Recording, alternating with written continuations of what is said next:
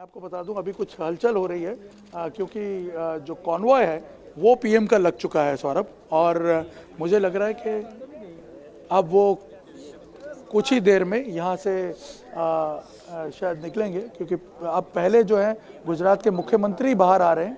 मुख्यमंत्री भी यहाँ पर थे, अंतिम विधि में पहुँचे थे और परिवार ने अब हाथ जोड़ करके सबको विदाई दिया। उसके बाद गुजरात के मुख्यमंत्री पहले जो है वो निकले हैं और गुजरात के कुछ और मंत्री जो हैं उनके साथ यहाँ पे हम देख रहे हैं कई एमएलएज हैं गुजरात के, जो अभी नवनिर्वाचित एमएलएज हैं वो यहाँ से बाहर निकल रहे हैं, क्योंकि अंतिम विधि के बाद परिवार ने सबका धन्यवाद करते हुए हाथ जोड़ करके उन्हें यहाँ से विदाई लेने के लिए कहा है। और कई जो नेता हैं गुजरात के, हम देख रहे हैं पूर्व मुख्यमंत्री विजय रूपाणी जो हैं वो भी यहाँ पर बाहर निकलते हुए हमें दिख रहे हैं, और कई जो नेता हैं वो अब जा रहे हैं और इसके बाद परिवार के लोग जो हैं वो भी बाहर निकलेंगे। प्रधानमंत्री नरेंद्र मोदी के बारे में हमें बताया गया कि वो यहाँ से सीधा पहले राजभवन जाएंगे और उसके बाद एयरपोर्ट से फिर वो अपने जो शेड्यूल कार्यक्रम है दिल्ली को निकल जाएंगे। यहाँ पे कुछ नेता जो हैं, हालांकि मना किया हुआ था, हालांकि सबसे विनती की थी कि ज़्यादा लोग ना आए, इसीलिए आप देख रहे हैं कि जो वरिष्ठ नेता हैं गुजरात में बीजेपी के, वही यहाँ पर पहुँचे हैं। कुछ एक आध साधु संत जो हैं वो भी यहाँ पर पहुँचे हैं, लेकिन जो अगर ये विनती नहीं की गई होती, अगर ये नहीं रिस्ट्रिक्शंस लगाए होते तो शायद यहाँ पर अभी खड़े रहने की जगह भी नहीं मिल पाती।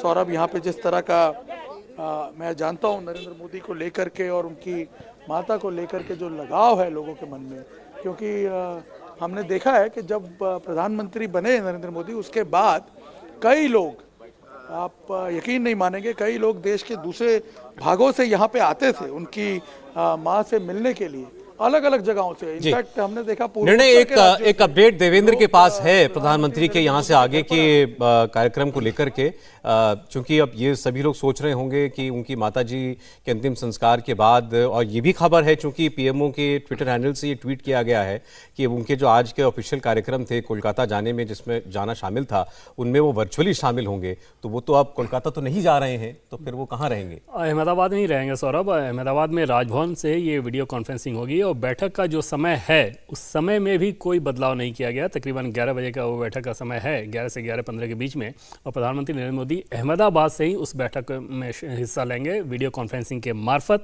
ना कि दिल्ली आकर।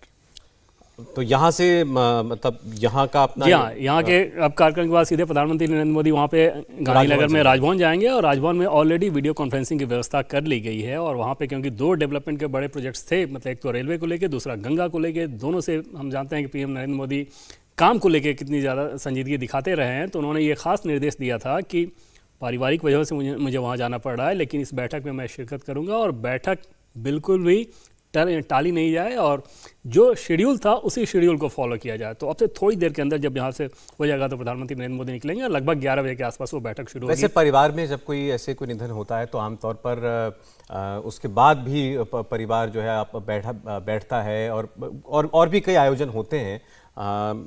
और आपको लगता है कि प्रधानमंत्री उनमें भी शिरकत करेंगे? या निश्चित तौर पे वो जब संभव रहेगा वो शिरकत करेंगे। और जैसा कि पहले हम लोग सौरभ बात करते रहे हैं कि इस चीज़ में वो बैलेंसिंग बहुत रखते हैं कि अगर आपकी व्यक्तिगत जिम्मेदारी कोई है, कोई कर्तव्य है, तो उस कर्तव्य की आप अनदेखी नहीं कर सकते, तो उस कर्तव्य को आप करें। लेकिन उसके चलते सार्वजनिक जीवन के कर्तव्य हैं उसमें कोई ढिलाई नहीं आनी चाहिए, उसमें कोई फेरबदल नहीं आना चाहिए।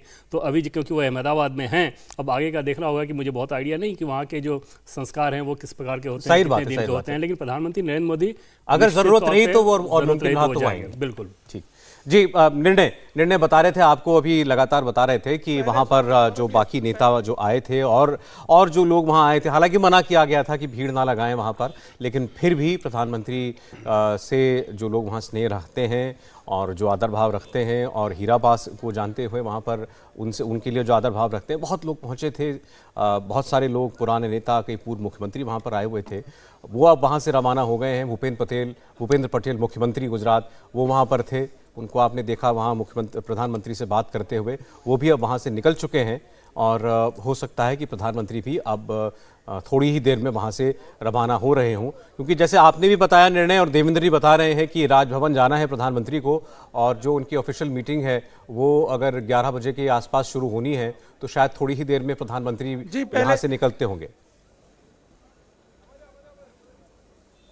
जी बिल्कुल, इनफैक्ट पहले यही बताया जा रहा था कि अगर राजभवन में व्यवस्था हो जाती है तो यहीं रुकेंगे, अगर राजभवन में व्यवस्था नहीं हो पाई तो फिर वो दिल्ली चले जाएंगे, क्योंकि प्लान यही था कि वो यहाँ से अंतिम संस्कार का जो कार्यक्रम है वो फिनिश करके वो राजभवन जाएंगे, वहाँ से थोड़ा मुझे लगता है स्नान वगैरह करके वो निकलने वाले थे दिल्ली जाने के लिए। लेकिन अगर यहाँ पे व्यवस्था हो गई है तो अब राजभवन से ही वो वीडियो कॉन्फ्रेंसिंग करेंगे। लेकिन जो अभी हमें बताया गया था शेड्यूल, उस हिसाब से उनका वापस अपने भाई पंकज भाई के घर जाने का कोई कार्यक्रम नहीं था। अब हो सकता है कि अगर वो यहाँ रुक रहे हैं तो शायद परिवार के लोग आपस में बात करके उनसे सलाह मशवरा करके अगर कोई निर्णय में जरा एक मिनट जरा तस्वीरों पर दर्शकों को ले जाना चाहता हूँ। इस वक्त अपनी माता जी की जलती चिता के सामने दो भाई खड़े हैं और अभी एक दृश्य देखा, एक तस्वीर देखी और ऐसा लगा शायद प्रधानमंत्री की आंखों में भी शायद आंसू थे। और प्रधानमंत्री नरेंद्र मोदी के चेहरे को सर अब आप देखें तो किसी भी बेटे के लिए जो सबसे बड़ा दुख हो सकता है वो ये दुख होता है कि आप अपनी माँ को खो दें, और वो संजीदगी, ये संजीदगी देखिए। ऐसी तस्वीर प्रधानमंत्री नरेंद्र मोदी को किसी भी जो सार्वजनिक जीवन के जो उनके क्राइसिस का समय जो आप कह सकते हैं, कभी भी आपने ऐसा नहीं देखा होगा। जैसे आपको याद होगा कि जब पाकिस्तान की तरफ से सर्जिकल स्ट्राइक के अगले दिन जब अभिनंदन वाला मामला हुआ था, उस समय प्रधानमंत्री नरेंद्र मोदी विज्ञान भवन में थे और जैसे उन्हें इस बात की जानकारी मिली, उनके चेहरे पे तनाव दिखा था, वो वहाँ से बहुत तेज़ी से निकल के बाहर गए थे। वो तनाव भी इस कदर नहीं था। इससे ज़्यादा तनाव वाली तस्वीर प्रधानमंत्री नरेंद्र मोदी की हमने कभी नहीं देखी, और वो समझा भी जा सकता है कि ये तस्वीर आप देखिए, इस तस्वीर से ऐसा लग रहा है कि बिना कुछ कहे वो सब कुछ कह रहे हैं। और वो सारी चीज़ें जो कि जैसे जब जन्मशती हुआ था उनकी माँ का, उस समय जिन भावनाओं को उन्होंने व्यक्त किया था, वो सारी चीज़ें समझा जा सकता है कि किस स्वाभाविक तौर पर आज उनके दिले दिमाग को आंदोलित कर रही होंगी। एक अकेलापन सा भी मतलब आपके सर से जब एक अभिभावक का चेहरा उठता, उन्होंने पहले अपने पिताजी को खोया, कम उम्र में खोया, और उसके बाद अब माता का साया जाना। बिल्कुल, और एक इमोशनल बॉन्डिंग जिसे कह सकते हैं कि मुझे लगता है कि प्रधानमंत्री नरेंद्र मोदी का एक खास जो इमोशनल वीक पॉइंट जिसे अगर आप कहें तो वो माँ के अलावा शायद कोई नहीं रहा हो। और कम से कम ऐसा समझ में नहीं आता कि माँ के अलावा कोई ऐसी और भी जगह है जहाँ पे इमोशनली थोड़ा सा वो कमज़ोर पड़ते हों, और उस लिहाज से माँ का खोना निश्चित तौर पे आज प्रधानमंत्री नरेंद्र मोदी को बहुत बुरी तरह से आंदोलित कर रहा होगा। लेकिन अपनी भावनाओं को पे वो कितना नियंत्रण रखते हैं। बहुत कम ऐसे मौके आते हैं जब उनकी भावनाएँ सार्वजनिक तौर पर भी दिख जाएँ। आज भी आप देखें कि इस संकट की घड़ी में, इस दुख की घड़ी में उनके भीतर कितना कुछ चल रहा होगा समझा जा सकता है। बावजूद इसके अपने इमोशन को उन्होंने ये बहुत हद तक कंट्रोल में रखा है, लेकिन चेहरे जो है वो बता रहे हैं कि अंदर क्या कुछ चल रहा होगा। ये तस्वीर तो वाकई बहुत गजब की है। इंडिया टीवी हर वक्त हर जगह डाउनलोड करने के लिए सर्च करें India TV news Google play store या ऐप स्टोर पर।